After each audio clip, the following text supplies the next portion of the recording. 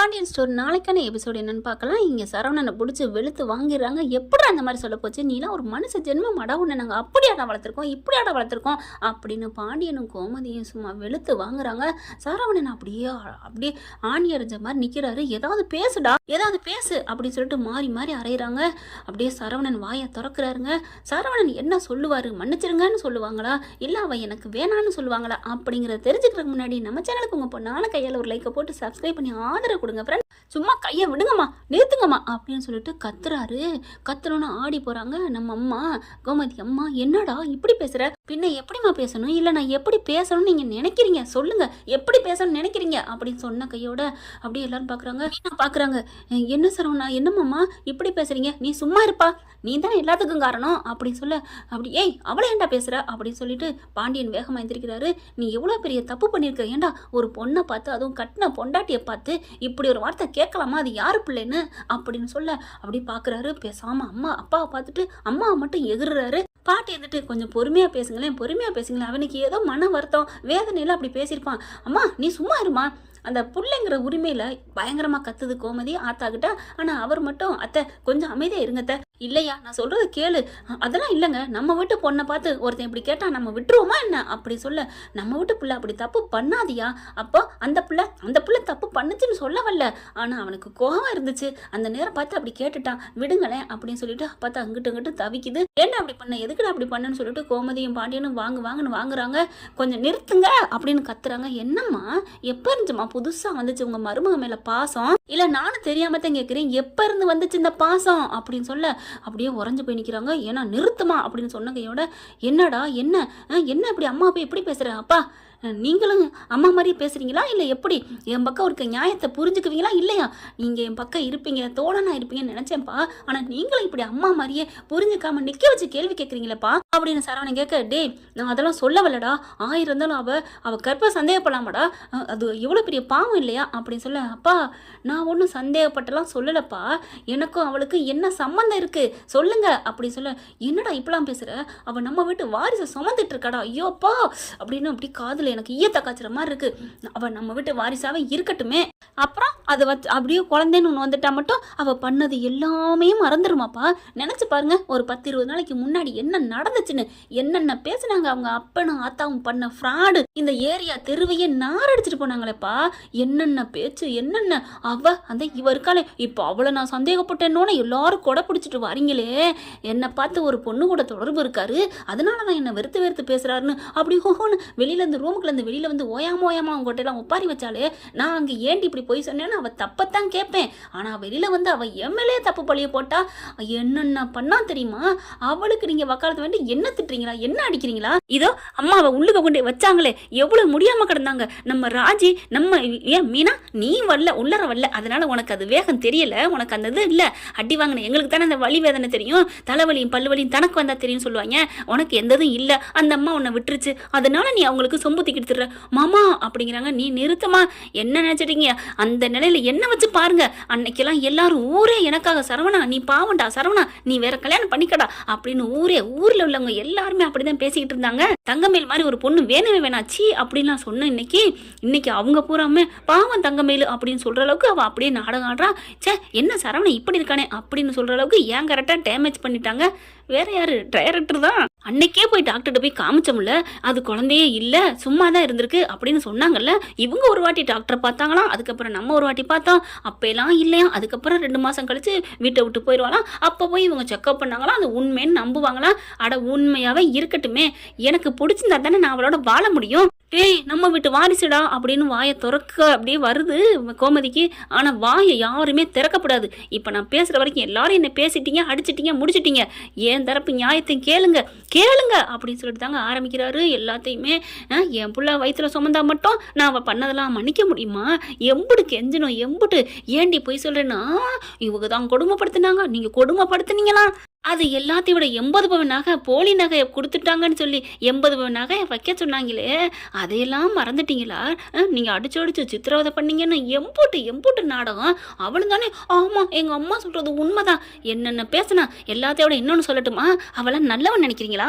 இன்னைக்கு வேணா அவ நல்ல வேஷம் போடலாம். இல்ல நல்லவளாவே இருக்கலாமே. ஆனா அதுக்கு முன்னாடி நம்மள கழுத்துல வச்சு செஞ்சுட்டு போயிட்டாலே அது துண்டம் தனி உடம்பு தனின்னு ஆயிருச்சு. அதுக்கப்புறம் ஒண்ணு சேர்த்து நான் வைக்கிறேன் தெரியாம பண்ணிட்டேன்னு தலையை தூக்கிட்டு வந்து முண்டத்தில் வச்சா அது எப்படி ஒட்டும் அப்படின்னு சொல்ல மண்பானை உடஞ்சதான் ஒட்டாதுன்னு சொல்லுவாங்க பழமொழி. இப்போ வந்து மண்டையும் உடம்பு ஒட்டாதுன்னு சொல்றது புதுமொழிங்க. அவ என்னென்ன பேசினா தெரியுமா? ரூமுக்குள்ள சொத்து 10 லட்சம் வித்து கொடுக்குறாங்க உங்க தம்பிகளுக்கு, உங்களுக்கு இல்லையா? எப்படி பேசினா தெரியுமா அப்படிங்கிற கோமதி. ஏடு இதெல்லாமா பேசுனா?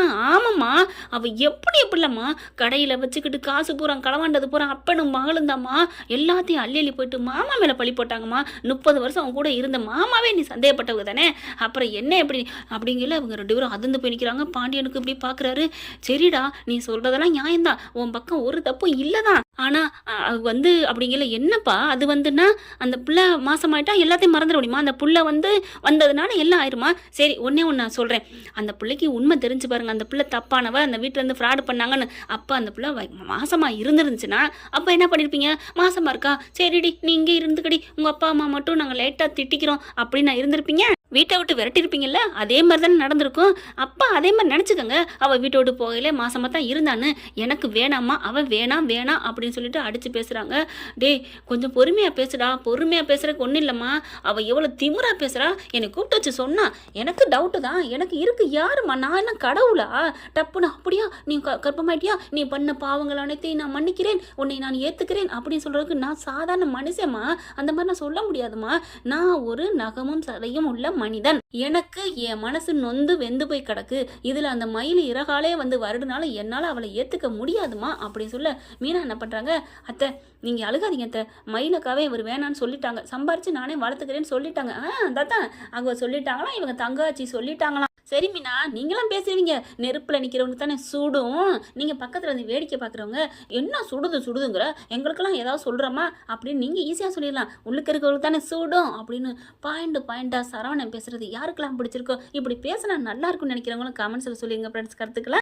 அதுக்கப்புறம் ஒரு அலையம் ஓஞ்சு முடிஞ்சிருதுங்க. இப்போ என்ன பண்ணலாம் அப்படிங்கல பாண்டியன் பார்க்குறாங்க. எங்க என்னதான் இருந்தாலும் அது நம்ம வீட்டு வாரிசுங்க. அப்பா அம்மா வாரிசு, நம்ம வாரிசுன்னு சொல்லாதீங்கப்பா, அது ஏதோ அவள் உண்டாயிடுச்சுன்னு சொல்கிறேன், அது என்னமோ ஒன்று, அது எனக்கு தேவையில்லை. அவளை மட்டும் இந்த வீட்டுக்குள்ள வாழ வைக்கணும்னு நினச்சிங்கன்னா நான் இந்த வீட்டை விட்டு போயிடுவேன், அவ்வளவுதான் அப்படிங்கிறாங்க. பாண்டியன் வராரு. இல்லைடா உனக்கு நான் அப்படிங்கிற, அப்பா வேணாப்பா, நீங்கள் அன்னைக்கு அப்படித்தான் என்னை என் மனசை கேட்காம புரிஞ்சுக்காம இவளை கட்டி வச்சிங்க, அப்போ இன்னைக்கும் அதே மாதிரி அப்படின்னு சொல்ல, டே அப்படிலாம் நினைக்காதடா அப்படின்னு சொல்ல, என்னப்பா உங்களுக்கு எதிர்த்து பேசுனா என்னை வீட்டை விட்டு போக சொல்லிடுவீங்களா? அப்படிலாம் இல்லைடா, உன்னை நான் அப்படி சொல்லுவேனா? பின்ன சொல்லுங்க போன்னு சொல்லுங்க. சரி அது கூட உங்களுக்கு அசிங்கத்தை நான் கொடுக்க விரும்பல, அந்த கெட்ட பேரை நீங்கள் சொல்லவே வேணாம், நான் கிளம்புறேன் அப்படின்னு ரூமுக்குள்ள போய் துணிமணி அள்ளி வைக்கிறாங்க. டே சரவணா அப்படின்னு எல்லாரும் ஓடுறாங்க. கோமதியும் போது மாமா நீ விடுப்பா நீ விடு அப்படின்னு சொல்லிட்டு எல்லாத்தையும் அள்ளி வைக்கிறாரு. அரசி போயிட்டு அண்ணே அப்படிலாம் பண்ணாது, என்னன்னு வீட்டில் இருக்கவங்க எல்லாரும் போயிட்டு இருக்கீங்க, ஒருத்த போயிட்டே இருக்கீங்களே, எங்களை கரெக்டாக செந்தில் வந்துடுறாரு. அண்ணே ஏன் அப்படிலாம் போறீங்க, அதெல்லாம் வேணாம் சரவணா அப்படின்னு சொல்லிட்டு பின்னாடியே வர, டேய் நீ என்னடா இங்கே வந்துட்ட கடையில், அட போங்கப்பா என்னால் அங்கே நிம்மதியாக இருக்கவே முடியல, கடையை நான் சாத்திட்டு தாப்பா வந்தேன், நான் திறந்து போட்டலாம் வரல போதுமா அப்படி சொல்ல, ஐயோ இப்போ என்ன பண்ணுறது புரியலையே, பார்த்தா துணிமணி எடுத்துகிட்டு கிளம்ப, அண்ணே வேணாண்ணே நானும் போயிட்டு எல்லாரும் போயிட்டா, யாருண்ணே பழனி மாமாவும் போயிட்டாங்க. டேய் என்னடா நீலாம் எனக்கு அட்வைஸ் பண்ணுறியா? அண்ணே நான் உனக்கு அட்வைஸ் பண்ணலண்ணே, நீனும் போயிட்டா வீடு வெறிச்சோம். டே அட போட மனசே இங்கே வெறிச்சோடி போய் கிடக்கு அப்படின்னு சொல்ல, அதெல்லாம் முடியாது அப்படின்னு சொல்லிட்டு செந்தில் தடுக்கிறாரு. என்னடா என்ன நினச்சிட்டு இருக்க நீ, இஷ்டத்துக்கு நினச்ச நேரத்துக்கு வீட்டை காலி பண்ணிட்டு போவீங்களாம் குடும்பத்தோட, நான் மட்டும் இவங்க பேச்சை கட்டி இங்கே இருக்கணுமா, என் மனசை கொண்டுட்டு இங்கே நான் வாழணுமா, முடியாதுடா தள்ளுறா அப்படின்னு தள்ளி விட்டுட்டு யார் பேச்சுமே கேட்கலங்க. அப்படியே டக்குன்னு வேகமாக பெட்டி எடுத்துட்டு சூட்கேஸ் எடுத்துட்டு கிளம்புறாரு. போனவர் அப்படியே அழுதுகிட்டே பின்னாடி எல்லாரும் வராங்க. திரும்பி பார்க்குறாரு. இப்போ ஏன் நான் திரும்பினேன் தெரியுமா? திரும்பினேன் அப்படின்னு சொல்கிறத விட நான் ஏன் இப்போ கிளம்புறேங்கிறத நான் சொல்லிடுறேன். ஏன்னா நான் ஏன் கிளம்புறேன்னா, இங்கே இருந்தா கண்டிப்பாக என்ன நீங்கள் அவளை சேர்த்து வைக்க பார்ப்பீங்க, உங்ககிட்ட நான் சண்டை போடுவேன், மனஸ்தாபம் வரும், அதுக்கு முன்னாடியே கிளம்புறது பெட்டர், என்ன நீங்கள் தேடி வராமல் இருக்கிறது உத்தமம் அப்படின்னு சொல்லிட்டு வர்றேன் அப்படின்னு சொல்லிட்டு கிளம்பி போயிடுறாங்க. அப்படியே எதிர்த்த வீட்டிலேருந்து பார்த்துட்டு ஒன்றா போக ஆரம்பிச்சிருச்சா அப்படின்னு ரொம்ப சந்தோஷப்படுறான். அங்கே உன் வீட்டில் முழுசாக ஒரு உருவம் உலகத்தை விட்டே போக போகுதுங்கிறது தெரியாமல் அவன் நினச்சிட்டு இருக்கான் சக்திவேலு. ஆனால் முடியாதுங்க, நடக்காது. அதெல்லாம் கதிர் மாப்பிள்ளையில் போயிருக்காரு. கதிர் தம்பி எல்லாத்தையும் கைவிடாமல் கூட்டிகிட்டு வந்துடுவாருல்ல. கதிரும் முத்துவேலும் போன கதை அது என்னங்கிறது அடுத்த எபிசோட்ல பார்க்கலாம் ஃப்ரெண்ட்ஸ். இந்த பதிவு உங்களுக்கு இப்படி போனால் நல்லா இருக்கும், சரவணனுக்கு ஒரு ஜே போட்டுருங்க அப்படின்னு கமெண்ட்ஸில் தெரிவிச்சிருங்க ஃப்ரெண்ட்ஸ். தேங்க்யூ.